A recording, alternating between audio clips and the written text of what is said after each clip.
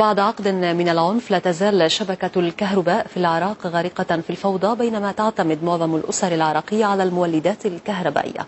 لكن هذه الصعوبات ألهمت أحد أبناء الشعب العراقي لابتكار أجهزة لشحن الهواتف المحمولة عن طريق النعال أو الشحاطة. تفاصيل الاختراع في سياق التقرير التالي. هذا الهاتف المحمول يعمل بنوع جديد من الطاقة، وهي طاقة الشحاطة، أو بالأحرى طاقة حركة القدم.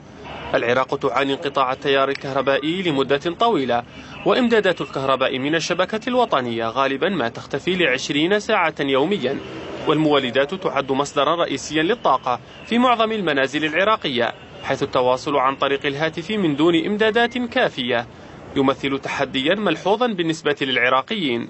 لكن هذه الصعوبات ألهمت شابا عراقيا يدعى بهاء الحسناوي ليخترع شحاطة لشحن أجهزة الموبايل.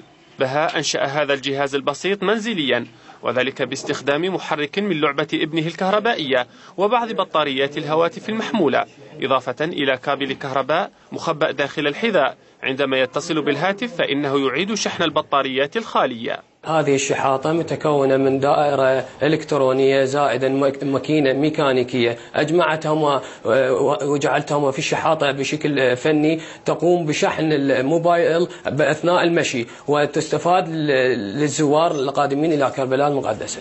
المخترع يعيش في مدينة كربلاء التي تعتبر مقدسة من قبل المسلمين الشيعة، حيث يزورها آلاف الحجاج سنويا. لكن خلال السنوات الأخيرة، حيث لا يزال العنف الطائفي يهز المدينة، إمدادات الطاقة لا تزال قليلة، وخاصة للحجاج الذين يقضون ساعات طوال سيرا على الأقدام من منازلهم للصلاة في المسجد الرئيسي في كربلاء للاحتفال بيوم عاشوراء. لكن الآن بمساعدة الابتكار الجديد لبهاء الحسناوي، هذه المسيرات الطويلة يمكن استخدامها لتوليد الطاقة في بلد يعاني من نقصها الملحوظ. ديانا كفوري، إبراهيم حسناوي، روسيا اليوم.